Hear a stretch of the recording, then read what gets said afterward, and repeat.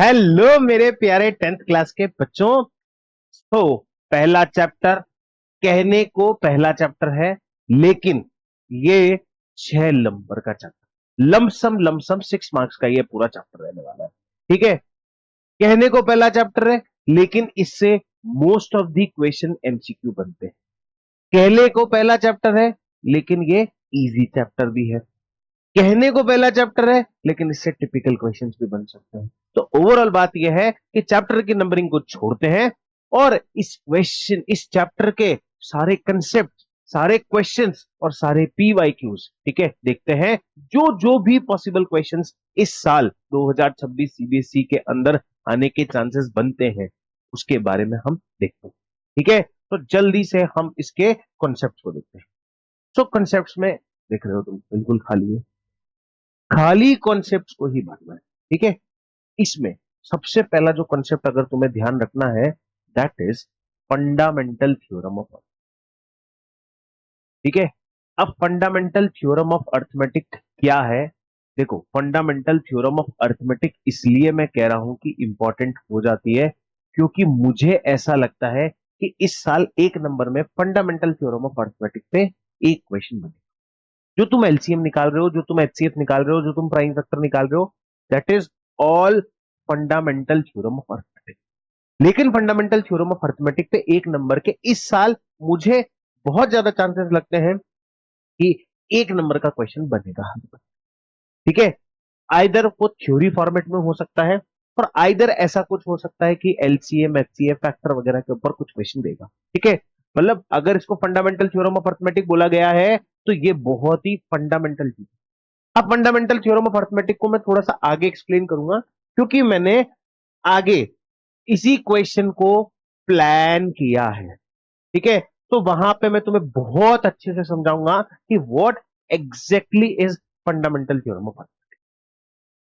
इसके अलावा तुम्हें यहां पे फैक्टर्स पता होने चाहिए कि फैक्टर्स क्या होता है। ठीक है, फैक्टर्स, और उसके साथ साथ मल्टीपल्स क्या होते हैं, ये तुम्हें बेसिक वर्ड की नॉलेज हो कि फैक्टर किस बला का नाम है और मल्टीपल किस बला का नाम है, उस चीज को हम। तीसरी, अगर तुम्हें फैक्टर्स एंड मल्टीपल समझ में आ गए, तो तुम्हें एचसीएफ और एलसीएम निकालना आना चाहिए। जो भी मैं बता दूंगा, टेंशन लेने की बात नहीं है।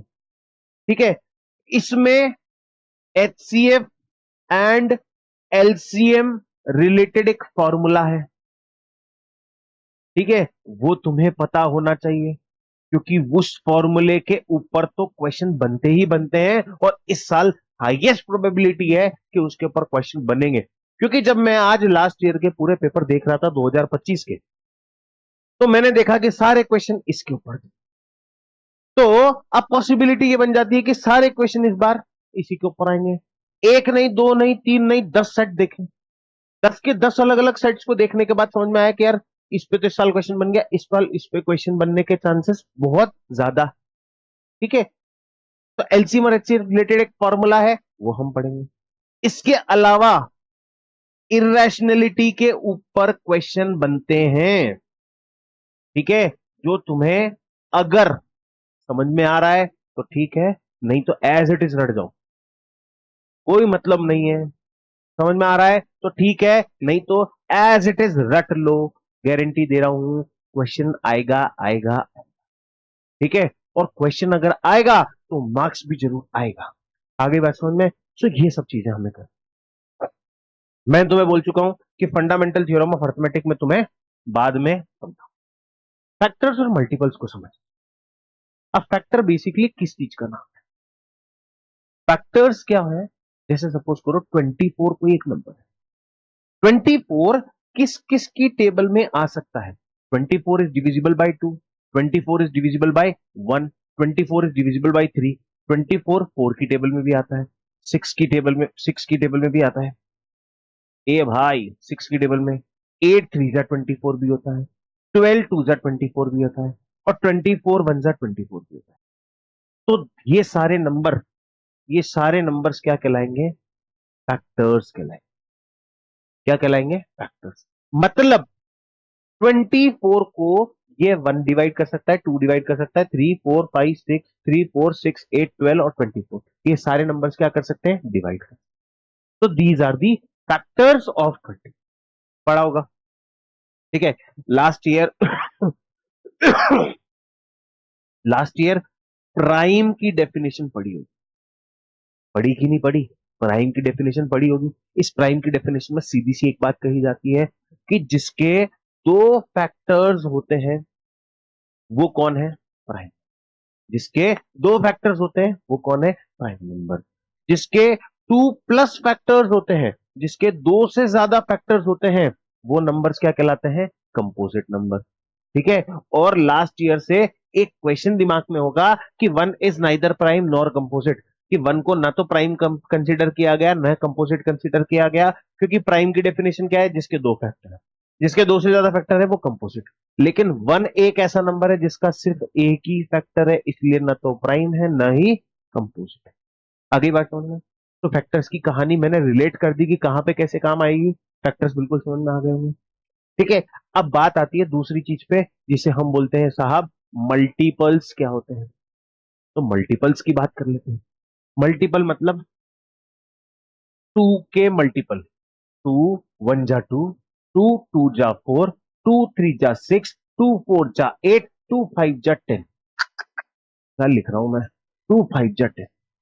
तो टू की टेबल में 2 आ रहा है, 4 आ रहा है, 6 आ रहा है, 8 आ रहा है, 10 आ रहा है। तो ये दो से मतलब टू को किस किस से मल्टीप्लाई करने पे, किसी भी नेचुरल नंबर से मल्टीप्लाई करने पे जो नंबर आएंगे वो क्या कहलाएंगे, इसके सब मल्टीपल्स कहलाएंगे। इज इट क्लियर, ठीक है।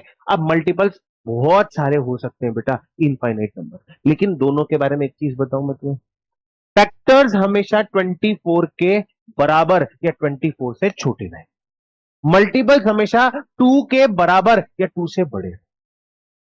ये सबसे सही चीज है, इन चीजों को समझ। अगर मल्टीपल सही है तो बड़े ले लो, फैक्टर सही है तो छोटे ले लो। आगे बात समझ में, ठीक है, क्लियर है। ये मल्टीपल्स और फैक्टर्स की कहानी यहां से समझना। अब क्या होता है, अब एलसीएम और एचसीएफ निकालना आना चाहिए।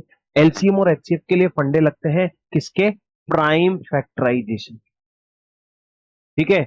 अब ये प्राइम फैक्टराइजेशन क्या है सर, किस चीज का नाम है प्राइम फैक्टराइजेशन, तो उसके लिए हमें समझना पड़ेगा इस चीज को, that is fundamental theorem of arithmetic. Fundamental theorem of arithmetic क्या कहते हैं, फंडामेंटल थ्योरम ऑफ अर्थमेटिक का एक एक स्टेटमेंट लिखूंगा प्रॉपरली, प्रॉपरली देखो। एवरी कंपोजिट कंपोजिट नंबर, बताई थी बात अभी, कंपोजिट नंबर कौन है, जिसके दो से ज्यादा factor. Every composite number can be expressed as product of prime, product of prime. दोबारा शब्द आ गया, शब्दों को समझना। एवरी कंपोजिट नंबर मतलब ऐसे नंबर जिनके दो से ज्यादा फैक्टर है, कंपोजिट नंबर कोई भी हो सकता है, अभी इसको समझेंगे भी सही। कैन बी एक्सप्रेस मतलब उसको एक्सप्रेस किया जा सकता है as a product of prime, product of, product मतलब जहां मल्टीप्लीकेशन होगा, प्राइम नंबर्स बोल दो, ठीक है। तो as a product of prime numbers and this factorization and this factorization is unique, clear है, this factorisation is unique, is it clear. अब इस चीज को शब्दों से समझो। हमने कंपोजिट नंबर लिया कि चलो 24 एज अ कंपोजिट नंबर। अब 24 को मैं कैसे लिख सकता हूं, 2 2 2 3 लिख सकता हूं कि नहीं लिख सकता हूं। तो this is what composite number, this all are prime number, और ये प्राइम नंबर क्या है, प्रोडक्ट है सबके। तो ये कंपोजिट नंबर को प्राइम नंबर के प्रोडक्ट में एक्सप्रेस कर दिया कि नहीं कर दिया, this is fundamental theorem of arithmetic. And एक मिनट, and this is prime factorisation, this is prime factorisation, prime factorisation of 20। ऐसे ही 36 का प्राइम फैक्टर करके देख लो, 36 का प्राइम फैक्टर करके देख लो। 2 into 2 into 3 into 3, this is what? Prime factor. This is what? Prime factor. Prime factor किसका? Prime factor किसका? 36 का। तो ये प्राइम फैक्टर आना जरूरी है। ठीक है, तो मैंने बात समझा दी। मतलब हमने फंडामेंटल थ्योरम ऑफ अर्थमेटिक्स समझ लिया, फैक्टर्स एंड मल्टीपल समझ लिया, एलसीएम और एचसीएफ हम समझने की कोशिश कर रहे थे, और एलसीएम एचसीएफ के लिए हमें प्राइम फैक्टराइजेशन समझना जरूरी है। तो ये भी हमारा सॉर्टेड सॉर्टेड है। ठीक है, अब एचसीएफ और एलसीएम समझ लो। एचसीएफ क्या होता है? एचसीएफ एचसीएफ और एलसीएम दो चीजें हैं। इन दोनों का नाम क्या है? हाईएस्ट। मुझे कुछ भी बताने की जरूरत नहीं पड़ेगी अगर तुमने कॉमन फैक्टर और मल्टीपल को समझ लिया है। अगर तुमने फैक्टर और मल्टीपल को समझ लिया है तो मुझे कुछ भी समझाने की जरूरत नहीं है। HCF highest common factor, LCM lowest common common multiple. HCF is highest common factor, lowest common multiple. ठीक है, और डिटेल में समझो, और डिटेल में समझो कैसे कि फाइंड दी एचसीएफ ऑफ 960 इन 432। मेरे पास एक नंबर है 960 और एक नंबर है 432। ठीक है, suppose this is your answer sheet. बहुत सुंदर आंसर शीट है। ठीक है, बहुत सुंदर आंसर शीट है, बहुत सुंदर आंसर शीट है। तो 960 और 432 मेरे पास दो दो नंबर। इस सुंदर सी आंसर शीट के राइट साइड पे एक कॉलम बनाओ, यहां पे शिद्दत के साथ रफ लिखो। क्या करना है? रफ वर्क करना है। ठीक है, पेपर प्रेजेंटेशन का सबसे बढ़िया आइडिया दे रहा हूं बेटा। मैथमेटिक्स में अगर इस तरह से किया तो डेफिनेटली पेपर प्रेजेंटेशन के बिहाफ पे तो तुम्हें नंबर मिल जाएंगे। मतलब पेपर प्रेजेंटेशन में अच्छे मार्क्स मिलेंगे। ठीक है, हालांकि तुम कहोगे कि सर पेपर प्रेजेंटेशन के मार्क्स नहीं मिलते, लेकिन डायरेक्टली नहीं, इनडायरेक्टली जो होते हैं आपको पेपर प्रेजेंटेशन के मार्क्स मिलते हैं।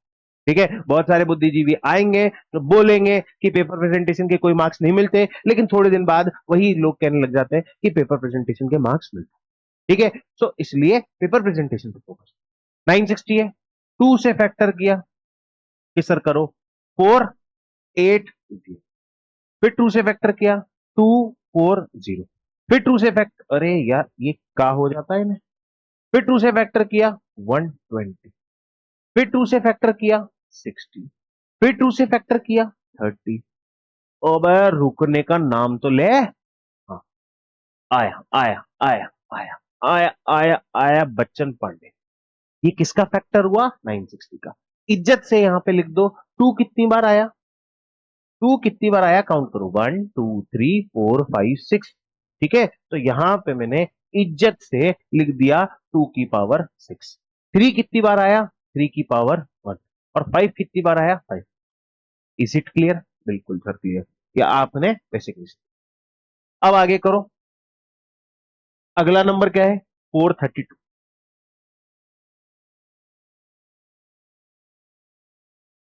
432, 2 से 216, 2 से 108, 2 से 54, 2 से 27, 2 से, सॉरी 2 से तो जा ही नहीं सकता।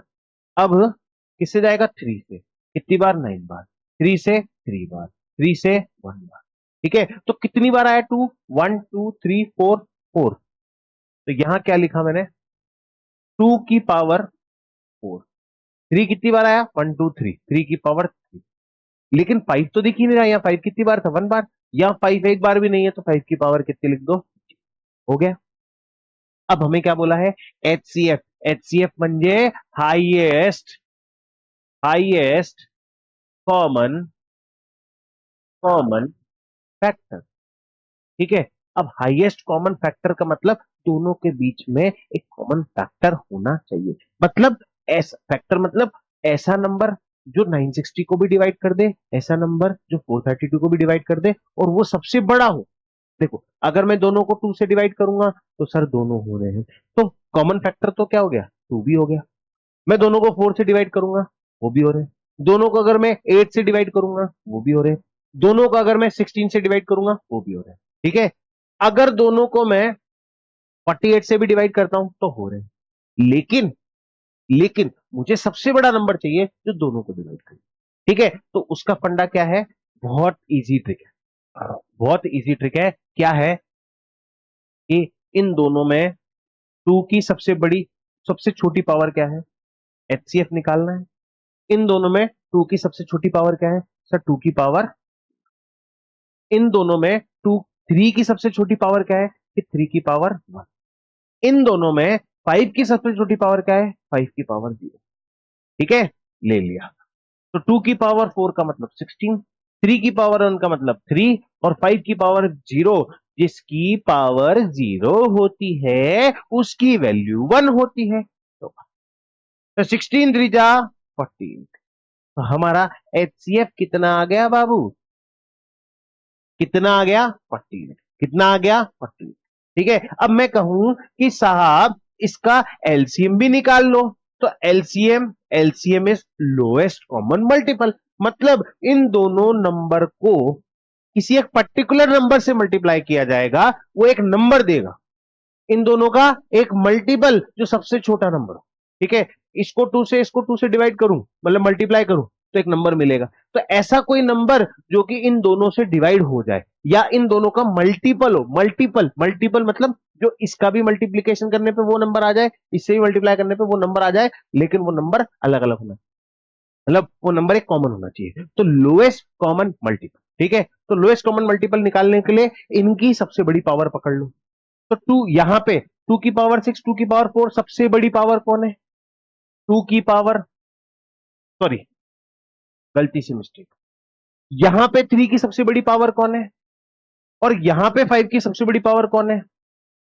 ठीक है, मल्टीप्लाई कर दो, आंसर आ जाएगा 16, 32, 64 इंटू थ्री इंटू फाइव। तो 64 इंटू 15। अब सब कुछ मैं कर दूंगा तो तुम क्या करोगे, निकाल लो। ठीक है, आगे समझ में। मतलब आसान भाषा में अगर बात करें, जब एचसीएफ निकालना है तो सबकी सबकी सबकी छोटी पावर लेनी, सबकी छोटी पावर। ठीक है, और जब एलसीएम निकालना है तो सबकी सबकी बड़ी पावर। ठीक है, बड़ी पावर। अब कुछ नंबर मिसिंग थे, जैसे फाइव मिसिंग था, यहां पे फैक्टर में कहीं भी फाइव नहीं आया ना, तो फाइव की पावर कितनी ले लूंगा। देखो, जो नहीं आया उसकी पावर जीरो, जो आया उसकी वैल्यू, जितनी बार आया, एक बार आया एक बार, दो बार आया दो बार, तीन बार आया तीन बार, तो हो गया क्लियर। अगर यहां पे मुझे सेवन भी लिखना होता तो सेवन की पावर जीरो और सेवन की पावर जीरो लिख दो ना, तुम्हारे मर्जी पड़े जितने प्राइम नंबर लिखो जीरो लगा के, क्योंकि जिसकी पावर जीरो है उसकी वैल्यू क्या है, क्योंकि सबका मालिक। ठीक है, इसलिए पावर वैसी हो गई। आगे बात सुनो। पीछे चलते हैं दोबारा, पीछे चलते हैं। एलसीएम एचसीएफ भी कंप्लीट हो गया। अब सर आपने ये इंपॉर्टेंट फॉर्मूला बताना था, इंपॉर्टेंट फॉर्मूला। एचसीएम और एलसीएम से रिलेटेड एक फॉर्मूला है। वो फॉर्मूला क्या है कि HCF into LCM equals to A into B. अब ए, ये तो बहुत आसान भाषा में है। ठीक है, कि एचसीएफ मतलब ए और बी दो नंबर है उसका एचसीएफ, एलसीएम मतलब ए और बी दो नंबर है उसका एलसीएम, और ए एंड बी जो है वो दो नंबर्स हैं, दो नंबर्स हैं। ठीक है, और सबसे इंपॉर्टेंट बात, only applicable, only applicable for two number, दो से ज्यादा नंबर के लिए एप्लीकेबल नहीं। ठीक है, इससे रिलेटेड भी कुछ क्वेश्चन करेंगे, ये याद रखना, HCF into LCM equals to A into B, ये तुम्हें स्टेटमेंट याद होना चाहिए। ठीक है, अब इससे रिलेटेड कुछ क्वेश्चन कि फाइंड, पहला क्वेश्चन बड़े, find HCF into LCM for the numbers 100 and 190, 100 and 190 के लिए एचसीएफ एलसीएम। तो वी नो दैट, कहा जानत हो बगुआ तुम कि सर ई जानत है कि एचसीएफ इंटू एलसीएम बराबर ए इंटू बी। तो ए का होत इधर, बिहारी नहीं आती है भाई मेरे को। ठीक है, trying to speak, B S 190। So HCF into LCM. This is 100 into 190 which is equal to 19000 दहेज में आए, मतलब दहेज से मतलब आगे ना यार, 100 into 190, ठीक है, तो ये क्या हो गया 1900। सो हमारा आंसर 1900, ठीक है। तो आई होप यहां तक तुम्हें चीजें क्लियर होगी। एक मिनट, लेट मी चेक, मैंने तुम्हें सब कुछ अच्छे से। अगला क्वेश्चन देखो, अगला क्वेश्चन देखो, ये क्वेश्चन एक नंबर के अंदर, ठीक है, इस साल आने के चांसेस, इसमें उल्टा और सीधा दोनों तरीके से चलना पड़ता। 7 3 जा 21, 21 इंटू 3 63 हो गया आंसर भाई। यहां पे क्या किया जाएगा तुम्हें, यहां क्या किया जाएगा कि सर यहां दे दिया ए और इस ब्लॉक को नाम दे दिया बी, और तुमसे बोल दिया गया कि फाइंड ए एंड बी, ठीक है, ए एंड बी। और मेरे जैसा टीचर होगा तो मैं पता है क्या कर दूंगा कि ए एंड बी फाइंड करने के लिए नहीं बोलूंगा, मैं तो सिर्फ ये बोलूंगा कि फाइंड ए प्लस बी या ए स्क्वायर प्लस बी स्क्वायर, सीधा ये बोलूंगा कि ए स्क्वायर और बी स्क्वायर की वैल्यू निकालो, या फिर इसको यूं कर सकते हैं 3a प्लस 17b कर दें, कुछ भी कर सकते हैं यार, कुछ भी कर सकते हैं, बस ए और बी की वैल्यू तुम्हें पता हो तो ए और बी की वैल्यू निकल गई, एक्सटेंशन लग, आगे बात समझ में। लेकिन क्वेश्चन एक नंबर में, एक नंबर से ज्यादा की उम्मीद मत करना इस वाले पार्ट में। हो सकता है कि ये वाला ट्री बड़ा हो जाए, इसमें ए और बी की जगह सी डी ई एफ तक भी पहुंच जाए, तब ये तुम 2 नंबर 3 नंबर में सोच सकते हो, बट प्रोबेबिलिटी जो इस क्वेश्चन की बनती है वो सिर्फ एक नंबर में ज्यादा, ठीक है। सो इस तरह से क्वेश्चन हो जाता है। आई होप यहां तक हर एक चीज, हर एक कंसेप्ट क्लियर, ठीक है, हर एक कंसेप्ट और बहुत मजबूती के साथ क्लियर है ना। अब देखो अगला क्वेश्चन कि हमें दिया हुआ है कि HCF 81 और 54 का 27। क्वेश्चन को देखो, एक बात को समझना, एक तो होता है आंसर देना कि सर आंसर दे दिया, लेकिन उसके पहले का प्रोसेस है क्वेश्चन को समझना, कि क्वेश्चन समझाना क्या चाहता है। जब तक ये स्टेप क्लियर नहीं होगा ना, तब तक ये स्टेप अधूरा है। तो क्वेश्चन को समझना is very important as comparable to question के आंसर को देना, और वो चीज मैं भी तुम्हें बताऊंगा कि क्वेश्चन को समझना क्यों इंपॉर्टेंट है। चलो पहले वही क्वेश्चन देख लेते हैं। हाँ ये देख, ये मैंने पिछले साल के पेपर में से उठाया है कि अ पेयर ऑफ, अब देखना बहुत ही चालाकी भरा क्वेश्चन है, पहली बार तो मैं भी कंफ्यूज हो गया था कि a pair of irrational number whose product is rational. बहुत आसान सी बात है, ठीक है, कि क्या पूछा है, प्रोडक्ट ऑफ रैशनल नंबर पूछा है। 16 4 जा कितना होता है 64, अंडर रूट में आएगा क्या, 64 का अंडर रूट हो सकता है 8, हाँ सर, पहला खत्म। लेकिन ये अभी तक पूरा नहीं हुआ, मैंने क्या बोला कि क्वेश्चन को समझना इज इंपॉर्टेंट, समझो क्या बोला उसने, पेयर ऑफ इरेशनल नंबर। तो क्या अंडर रूट 16 इरेशनल है क्या, कि सर नहीं है। क्या अंडर रूट 4 इरेशनल है क्या, कि सर नहीं है।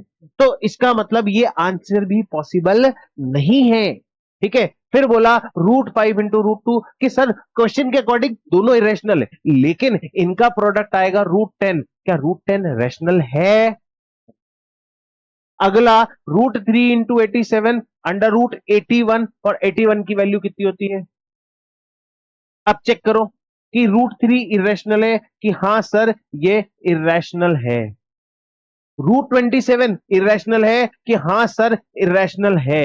तो ये भी इरेशनल है है, मतलब रैशनल है, क्या है, ठीक है, ये इरेशनल है, ये रैशनल है, ये रैशनल है, कंडीशन क्लियर। तो हमारा एग्जैक्ट आंसर जो होगा वो ये होगा सी वाला, एग्जैक्टली करेक्ट आंसर जो होगा सी वाला होगा, ठीक है। √36 में भी ये क्या हो जाएगा, 6 में सॉल्व हो जाएगा, तो ये क्या हो जाएगा रैशनल, लेकिन √2 इरेशनल, तो दोनों पेयर ऑफ इरेशनल तो नहीं बनाना, इसलिए क्वेश्चन को समझना इंपॉर्टेंट है।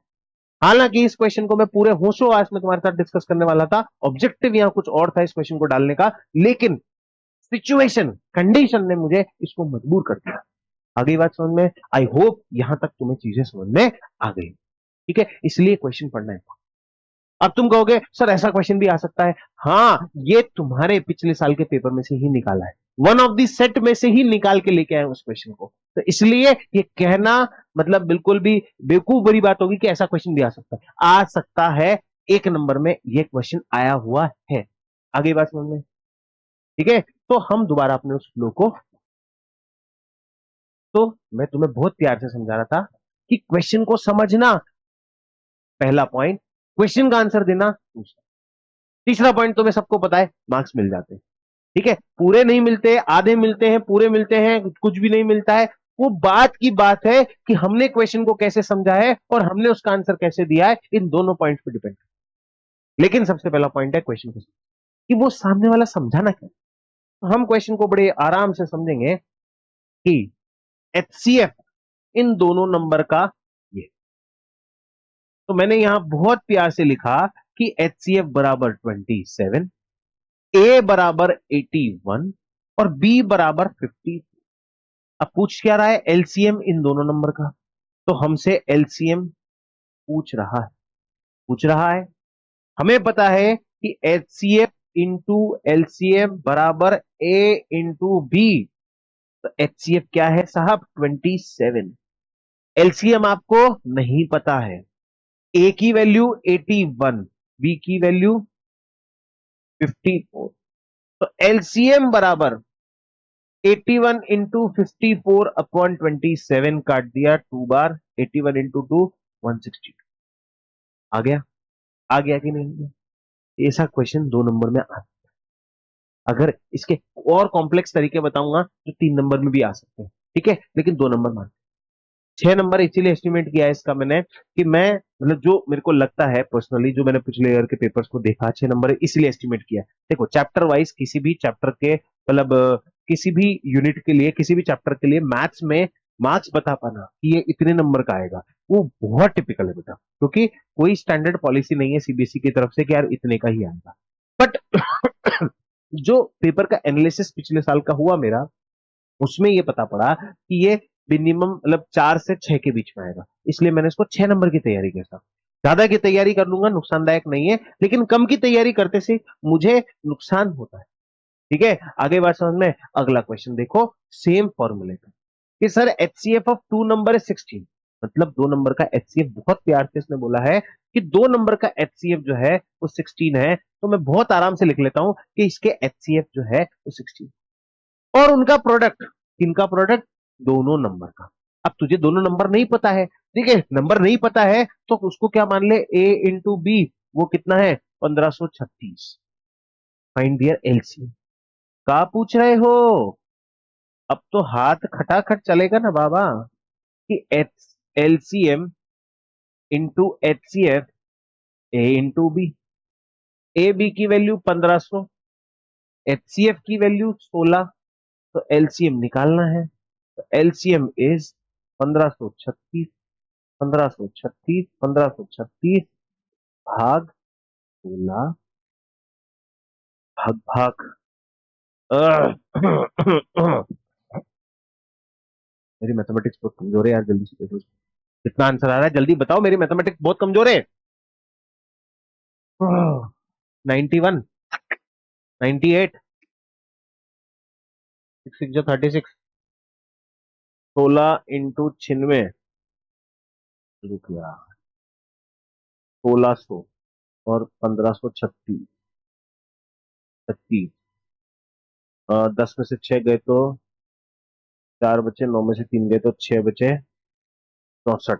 ठीक है, 96 आएगा। एलसीएम कितना आ रहा है? 96।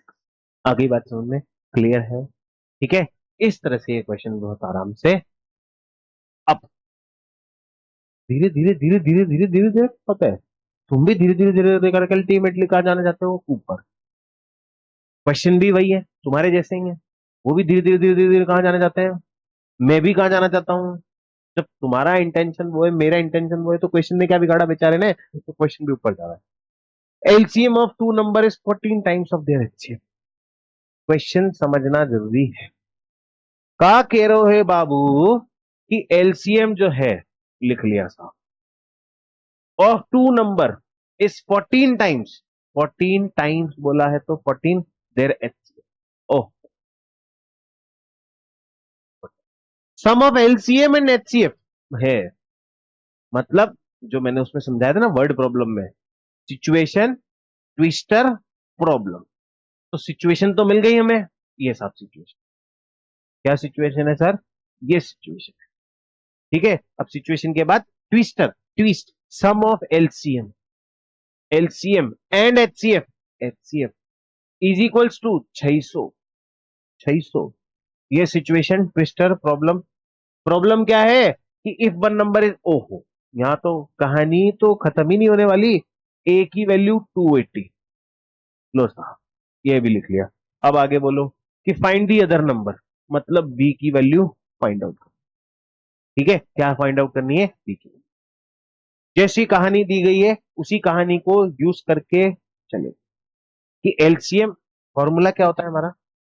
फॉर्मूला क्या होता है कि एलसीएम इंटू एचसीएफ बराबर ए इंटू बी। यही होता है, पक्की बात है ना, यही होता है। ठीक है, एलसीएम इंटू एचसीएफ बराबर ए इंटू बी होता है। एलसीएम क्या दे रखा है? 14 एचसीएफ दे रखा है। कितना दे रखा है? 14 एचसीएफ। कितना है? 14 है।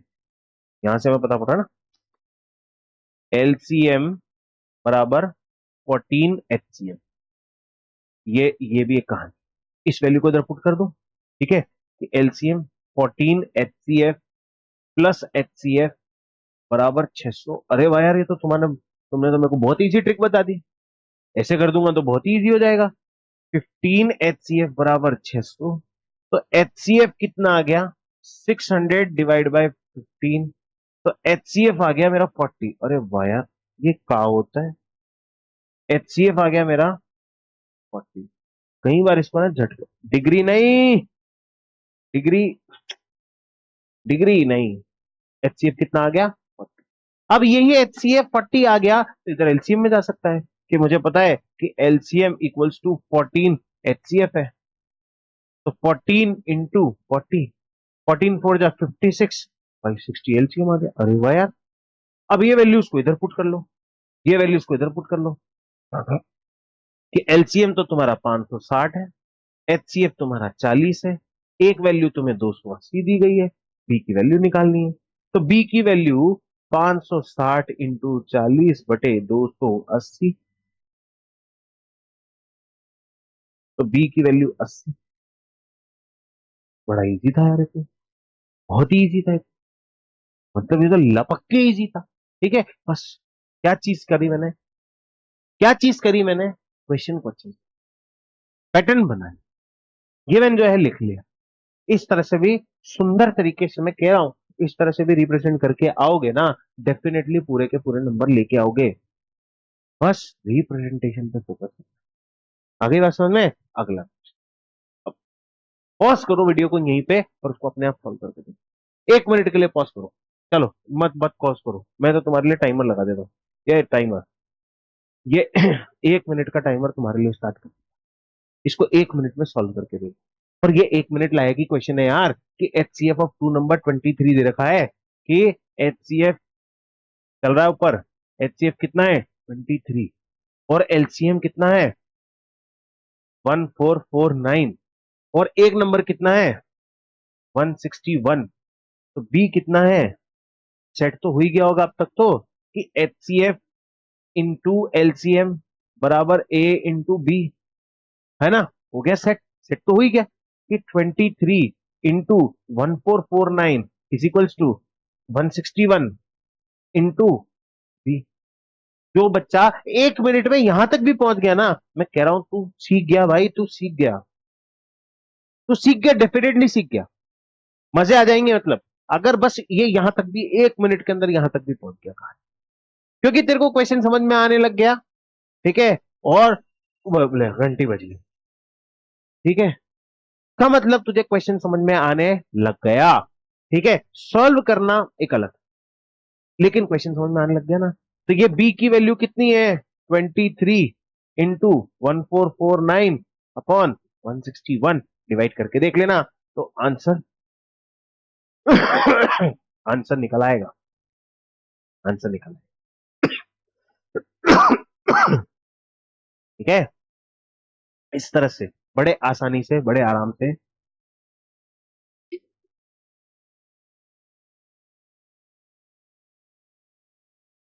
बड़े आराम से इस तरह के क्वेश्चन मतलब बन जाते।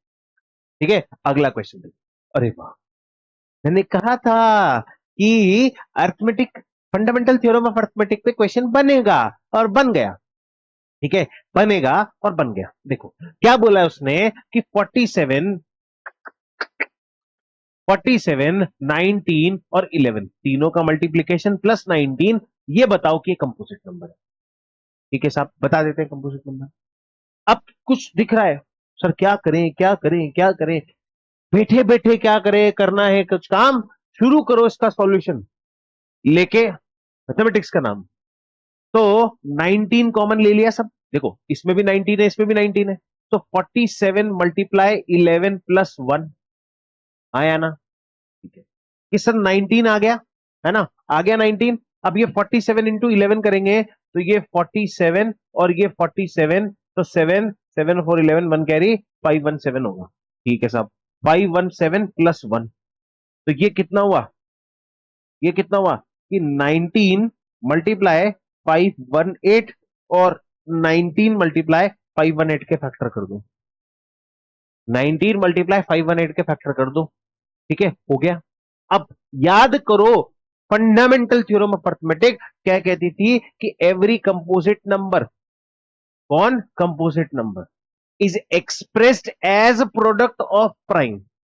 एक प्राइम नंबर तो आ गया ना, एक प्राइम नंबर तो आ गया ना, तो यहीं पे ये प्रूफ हो गया, यहीं पे ये प्रूफ हो गया कि ये क्या है, कंपोजिट नंबर है, क्योंकि एक प्राइम नंबर कॉमन आ चुका है। ठीक है, फर्दर भी इसको सॉल्व कर सकते हो, इसको तुम यहां पे लिख सकते हो कि 518 के पूरे फैक्टर निकाल दो, कि 2 से गया 2, 5 और 9, फिर ये 9 डिवाइड हो रहा है क्या, हाँ 7 से, 7 3 जा 21, और 7 7 जा 49, फिर 37 का 37 बना। तो ये क्या हो गया कि 37 इंटू 7 इंटू 2, तो ये क्या है कि ये क्या है, ये क्या है, प्रोडक्ट ऑफ प्राइम नंबर है, और प्रोडक्ट ऑफ प्राइम नंबर है तो ये कौन है, कंपोजिट नंबर है। और हमने यही बताना था कि ये कंपोजिट नंबर क्यों है, क्योंकि क्या लिख देंगे, इस स्टेटमेंट को बड़े प्यार से लिखो, here the number is represented, represented as product of, as product of, as product of, as product of prime, product of prime हो गया ना। अगर तुम्हें इतनी लैंग्वेज भी लिखनी नहीं आती, मैं तो कह रहा हूं कि अगर इतना लैंग्वेज लिखने का भी प्रॉब्लम है तो सीधा ही लिख दो कि प्रोडक्ट ऑफ प्राइम, कि कंपोजिट बराबर प्रोडक्ट ऑफ प्राइम, तुम्हारा आंसर हो जाए। लोड लेने वाली बात, आ गई बात समझ में, ठीक है, क्लियर है यहां तक, है ना, मजा आ रहा होगा, चमक रहा होगा बिल्कुल। ठीक है, अगला क्वेश्चन देखते हैं कि what is the HCF of smallest prime number and smallest composite number. सबसे पहले क्या पूछा है, एचसीएफ पूछा है, किसका पूछा है, स्मॉलेस्ट प्राइम नंबर और स्मॉलेस्ट कंपोजिट नंबर। तो सबसे पहले मुझे स्मॉलेस्ट, स्मॉलेस्ट प्राइम नंबर चाहिए, स्मॉलेस्ट प्राइम नंबर चाहिए, और मुझे स्मॉलेस्ट, स्मॉलेस्ट कंपोजिट नंबर चाहिए। ठीक है, दो मुझे चाहिए, smallest prime number and smallest composite number. सबसे छोटा प्राइम नंबर, सबसे बड़ी गलती बच्चा यहां करता है, 1 लिख देता है। मेरे भाई, बोला है चैप्टर के स्टार्टिंग में, बोला है 1 is neither prime nor composite, तो सबसे स्मॉलेस्ट प्राइम नंबर कौन है, 2, और सबसे स्मॉलेस्ट कंपोजिट नंबर कौन है। ठीक है, क्योंकि 1 is neither prime nor composite. देखो समझा मैं को, 1 ना तो प्राइम है ना कंपोजिट है, तो कैटेगरी से बाहर, 2 प्राइम हो गया, 3 प्राइम हो गया, तो 4 बचा। 4 क्या है? कंपोजिट। तो सबसे पहला नंबर कौन आया? कंपोजिट। अब इन दोनों का एचसीएफ निकालना है, तो एचसीएफ ऑफ 2 एंड 4। देखो रिश्ता वही, सोच, तो छोटे नंबरों का निकालना है, कोई दिक्कत नहीं है, लेकिन प्रोसीजर तो वही है कि 2 के फैक्टर 2 रहेगा एंड 4 का फैक्टर 2 की पावर 1 और 2 की पावर 2। अब इसका मुझे क्या निकालना है? एचसीएफ। तो एचसीएफ में सबसे छोटी पावर आएगी, सबसे छोटी पावर कितनी आ रही है? 2 की पावर 1। और एलसीएम निकालना है, तो एलसीएम में सबसे बड़ी पावर आएगी, सबसे बड़ी पावर क्या है? 2 की पावर 2। तो 2 की पावर 1 से 2 और 2 की पावर 2 से कितना आ गया? 4। आगे की नहीं आगे बात समझ में क्लियर है कि नहीं है? सर क्लियर है बिल्कुल। ठीक है, अब इसमें पता है क्या होता है, कैसे ट्विस्ट मारते हैं क्वेश्चन में, कैसे घुमा देते हैं कि स्मॉलेस्ट इवन प्राइम नंबर, ठीक है, या फिर odd prime number, smallest even prime number या ऑड प्राइम नंबर, या फिर यहां बोल देते हैं स्मॉलेस्ट इवन कंपोजिट नंबर और odd composite number. Even composite में तो तुम्हारे पास 4 आ गया, लेकिन ऑड कंपोजिट में सीधा 9 आएगा। ठीक है, क्योंकि 1 2 3 4, 4 के बाद 5 prime, 6 composite, 7 again prime, 8 composite, 9 composite, but odd.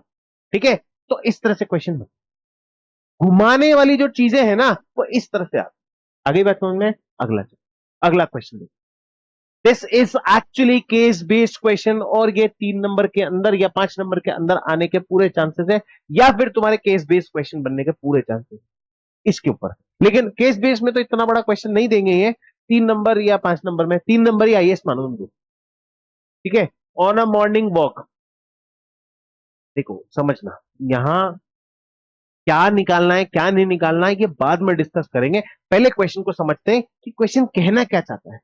On a morning walk, 3 persons step off together and their step measure 40 centimeter, 42 centimeter and 45 centimeter respectively. 3 दोस्त हैं, रोहन सोहन मोहन। ठीक है, तीनों दोस्त रोहन सोहन मोहन चले 40 सेंटीमीटर, 42 सेंटीमीटर, 45 सेंटीमीटर। साला एक कदम रखा है, और उस एक कदम, एक जो पग है, उस पग का डिफरेंस जो है, एक कदम का जो डिफरेंस है, दोनों पैरों के बीच का जो डिफरेंस है, वो 40 सेंटीमीटर, 42 सेंटीमीटर, 45 सेंटीमीटर है।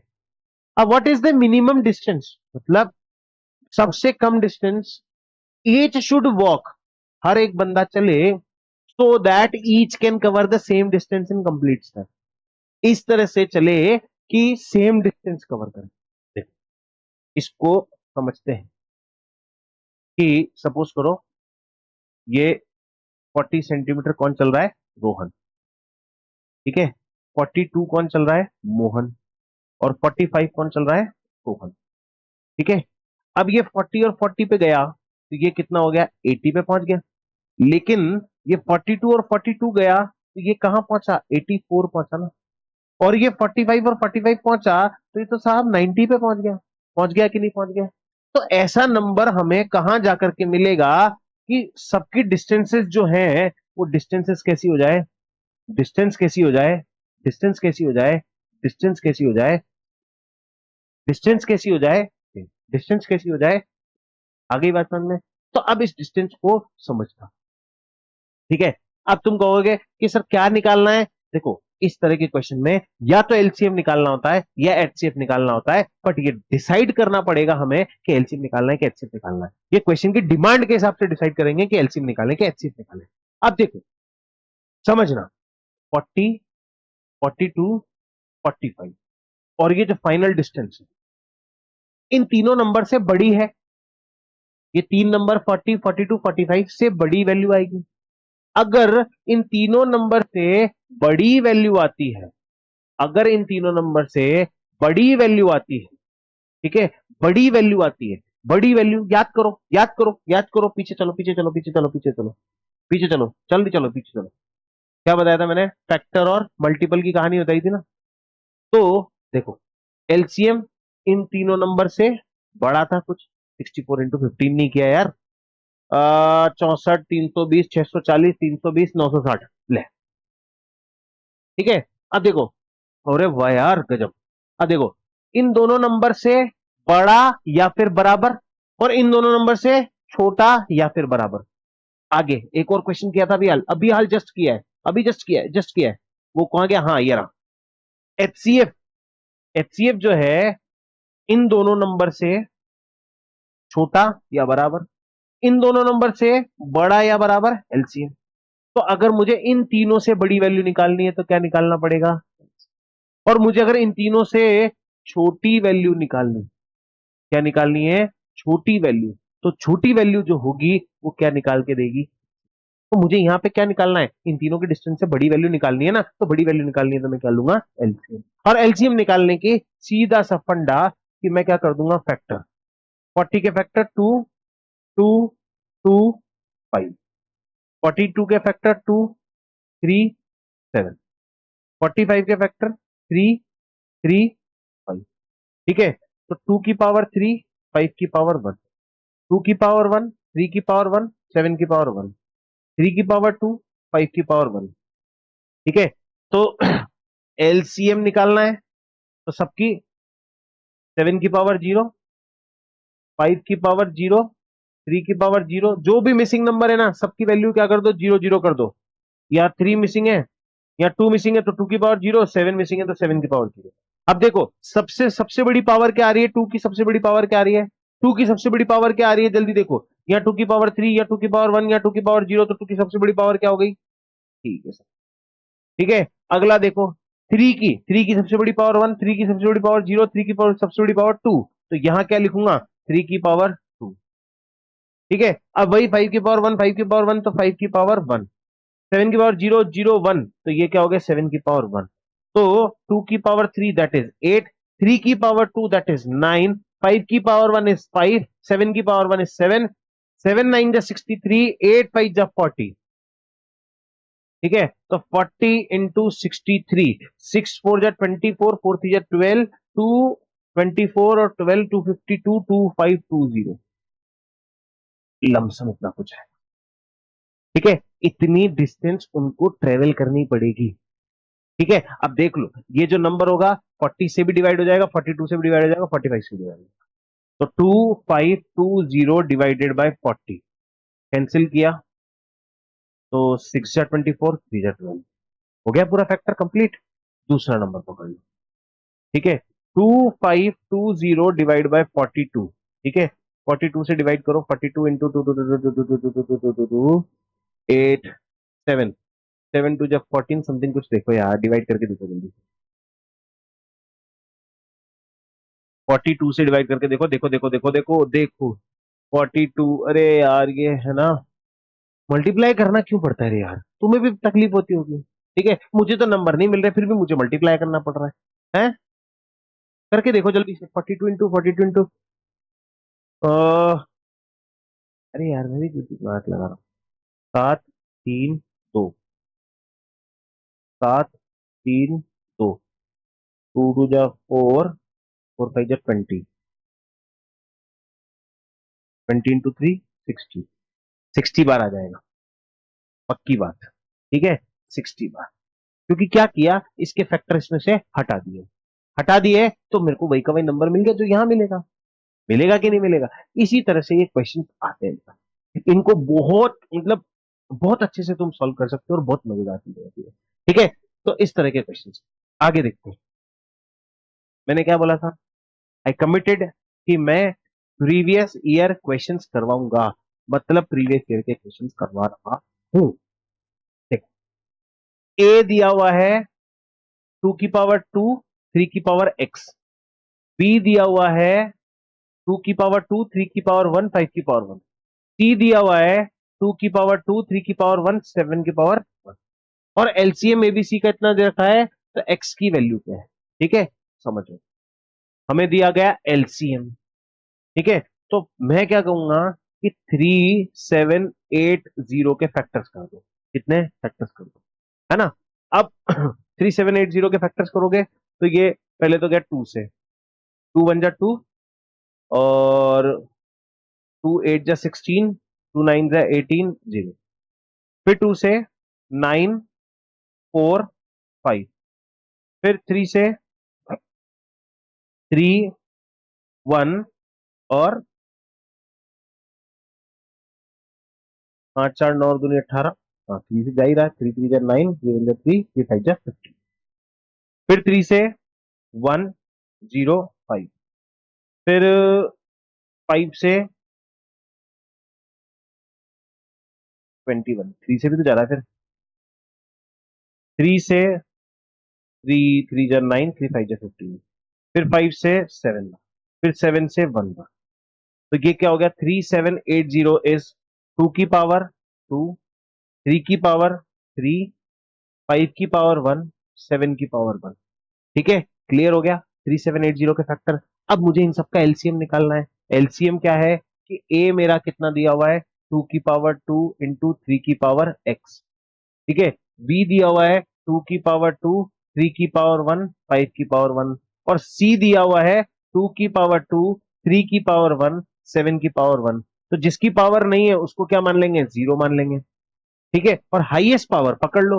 हाईएस्ट पावर क्या होगी? हाईएस्ट पावर क्या होगी? एलसीएम कितना होगा? एलसीएम हो गया हाईएस्ट पावर, तो 2 की पावर हो गई 2।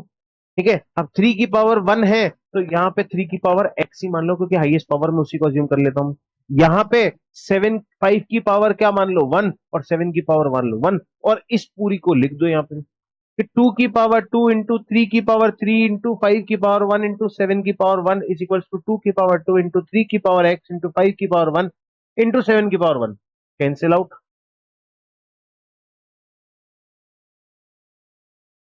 Cancel cancel cancel cancel cancel cancel. 3 की पावर 3 बराबर 3 की पावर एक्स, तो एक्स की वैल्यू कितनी हो गई? आ गई ना? X equals to, correct option is 3। ठीक है, इस तरह से क्वेश्चन। यहां पे प्रेजेंटेशन का कोई लोड नहीं है क्योंकि ये एमसीक्यू। ठीक है, आगे बात समझ में। अगला क्वेश्चन देख लेते हैं जल्दी से कि एचसीएफ दे रखा है 2 नंबर का, ये एलसीएम दे रखा है और के की वैल्यू निकाल ली। ठीक है, मतलब देख लो कि एलसीएम और एचसीएफ और के की वैल्यू निकाल दी। मतलब यहाँ पे फंडे को और घुमाया गया है। फंडे को समझना कि 40 इंटू 252, मतलब मैं डायरेक्ट कर रहा हूं कि एचसीएफ इंटू एलसीएम बराबर ए इंटू बी कंसेप्ट है। तो 40 इंटू 252 इक्वल्स टू 252 इंटू के इज इक्वल्स टू 2520 इंटू 6600। ठीक है, सो इन वैल्यूज को काट दो। K equals to 2520 into 6600 upon 40 into 252। काट दिया 10 बार, जीरो से कट गया। और इसको 4 से काट सकते हैं क्या? 4 1 जा 4, 26, 4 6 जा 24, 24 5 जा 20, 16 से। तो के की वैल्यू आ गई 1600। तो correct answer is 1650। Okay, okay. इस तरह से एक नंबर 1 मिनट में डेफिनेटली आ सकता है। आगे बात समझ में। बहुत आराम से, बहुत तसल्ली से सारे क्वेश्चन हमारे बन रहे हैं। ये क्वेश्चन हम डिस्कस कर चुके हैं। रैशनल रेस्टोरेंट पे पर क्वेश्चन आ सकता है। इवन मैं ये कहूंगा कि तुम्हें टर्मिनेटिंग और नॉन टर्मिनेटिंग के ऊपर भी क्वेश्चन पूछा जा सकता है, तो उसको भी हम मतलब उसको भी हम देख सकते हैं। ठीक है, अगला क्वेश्चन है prove that root two is an irrational number. कि रूट टू जो है हमारा कैसा नंबर है? इरेशनल नंबर है। अब रूट टू इरेशनल नंबर है तो रूट टू इरेशनल नंबर को समझेंगे कि कैसे क्या है।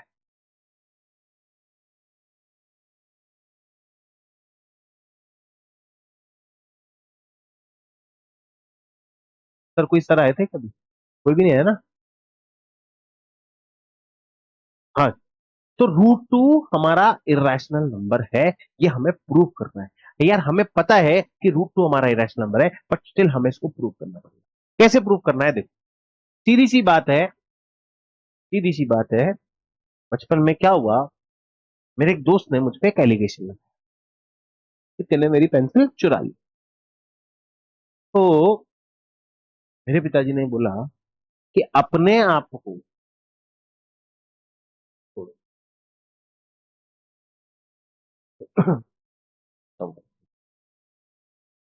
Prove that root two is an irrational. ठीक है, अब root two irrational number prove करने के लिए मैं ये कहूंगा कि इसको ये बता दो कि ये रैशनल नहीं है।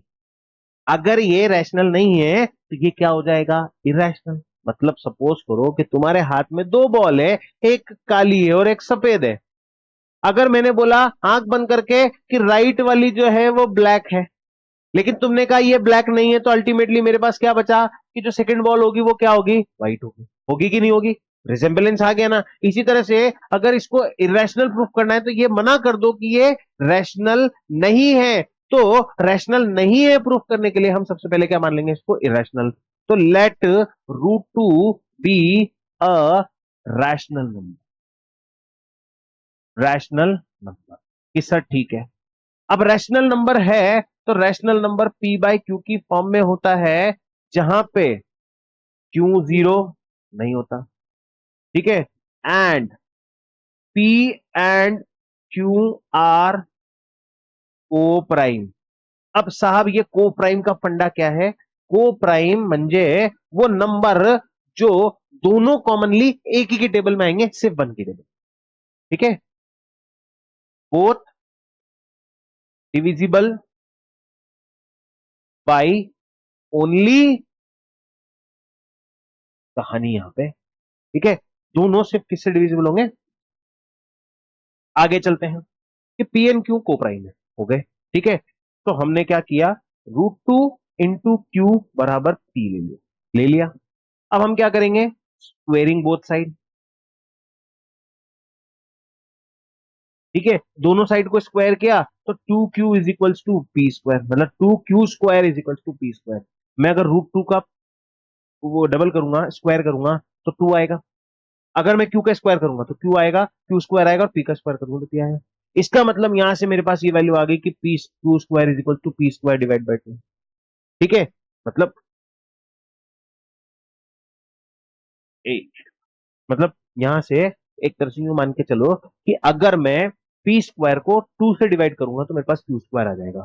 ठीक है, मैंने पहले भी वही लिखा था, लेकिन इसको मैं यहीं पे कह देता हूं। So from above, from above, from above statement, above statement. ठीक है, छोटी मोटी स्पेलिंग देखिए। इस स्टेटमेंट से मेरे को पता पड़ा कि two is factor of p square. Two जो है पी स्क्वायर का फैक्टर है, मतलब अगर पी स्क्वायर को टू से डिवाइड किया तो हमारे पास कोई एक नंबर आ जाए।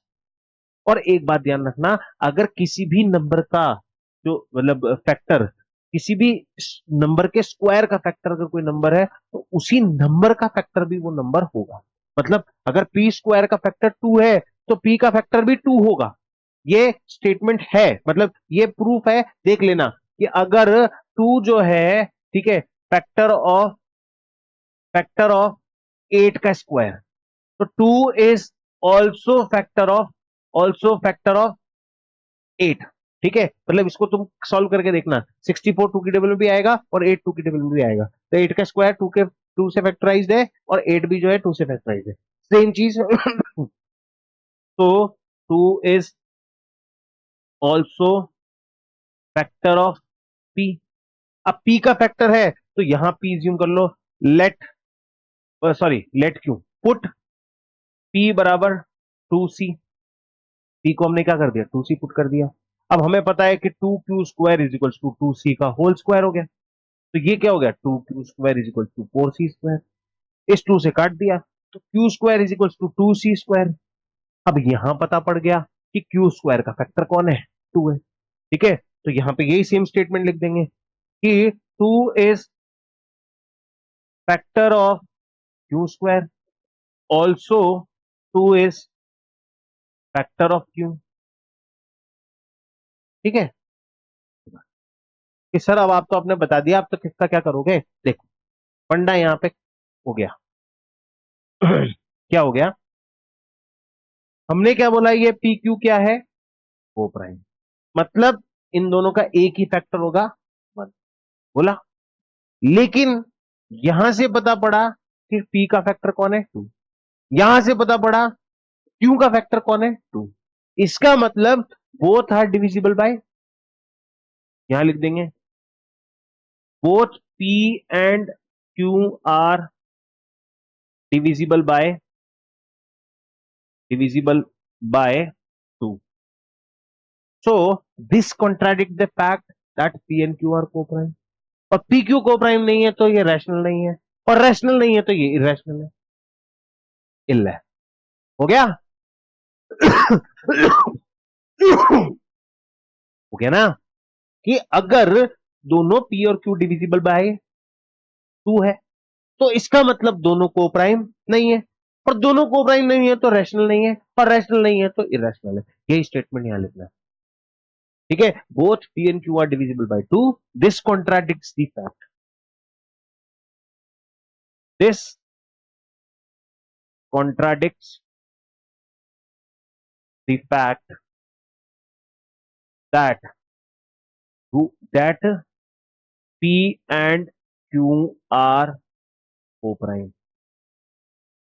रट लो, ये क्वेश्चन आना है, या तो √2 की फॉर्मेट में आएगा, या √3 आएगा, या √5 आएगा, या √7 आएगा, और नहीं आया तो इस फॉर्मेट में, नहीं आया तो इस फॉर्मेट में। आगे बात समझ में? तो हमने को यहां क्या लिखना था, this contradict the fact that P and Q are co-prime and if co-prime then they are not rational, hence √2 is an irrational। Hindustan Petroleum. मिल गए 3 number, 3 number, 3 number, 3 number, 3 number, 3 number, 3 number, मिल गए, मिल गए, मिल गए 3 नंबर। आगे बात समझ में क्लियर है? इस तरह से क्वेश्चन। अब अगला क्वेश्चन, 2 + √3 इज रैशनल। मतलब देखो सीधी सी बात है, वही वहां जो किया वही कर्मकांड यहां करने हैं कि 2 + √3 इज रैशनल। अब रैशनल मान लिया तो 2 + √3 P/Q के बराबर है, तो √3 बराबर P/Q माइनस, तो √3 बराबर P-2Q अपॉन Q। अब हमें पता है कि √3 कैसा नंबर है, √3 कैसा है, इरेशनल है, तो P-2Q अपॉन Q भी क्या होगा, इरेशनल होगा। और जब ये इरेशनल है तो इनका जो समय है वो भी कैसा होगा, इरेशनल। सेम क्वेश्चन यहाँ पे कि 1/√2 किसके बराबर हुआ, P/Q के बराबर, ठीक है। तो तो तो क्या हुआ कि √2 जो हुआ वो Q/P के बराबर हो गया, Q/P के बराबर हो गया। अब ये कैसा नंबर है, हेयर हमें पता है √2 इज इरेशनल, ठीक है, एंड इक्वल टू Q/P। तो Q/P is also irrational, is also irrational, और ये इरेशनल है तो हमारा 1/√2 इज ऑल्सो, इस तरह से क्वेश्चन, ठीक है। ये 3 मार्कर क्वेश्चन या 2 मार्कर क्वेश्चन में बनते हैं, ठीक है। इस तरह से इस चैप्टर से आने वाले इंपॉर्टेंट क्वेश्चन, कंसेप्ट मैं आ जाता हूं, कुछ बचा है नहीं बचा। अब मैं आ जाता हूं कहां पे स्टार्टिंग की, चेक कर लेते हैं हम। चैप्टर हमारा रियल नंबर्स था, 6 मार्क्स का था। कॉन्सेप्ट समझा दिए सर, क्वेश्चंस करा दिए सर, प्रीवियस ईयर के क्वेश्चंस करा दिए। और क्वेश्चन चाहिए तो टेलीग्राम चैनल ज्वाइन कर लो, व्हाट्सएप कम्युनिटी, व्हाट्सएप ग्रुप सब ज्वाइन कर सकते हो। व्हाट्सएप का नंबर है, वहां पे तुम मैसेज कर सकते हो, डाउट पूछ सकते हो, जो तुम्हारी इच्छा हो, जैसे तुम्हारी इच्छा हो हमसे कनेक्ट हो सकते हो। Instagram, YouTube, Facebook, Telegram, LinkedIn, जिस तरह से तुम हमसे कनेक्ट होना चाहो हो सकते हो, ठीक है। सो मेहनत को और बढ़ाओ, और मिलते हैं अपन जल्दी से, ठीक है, अगले सप्ताह के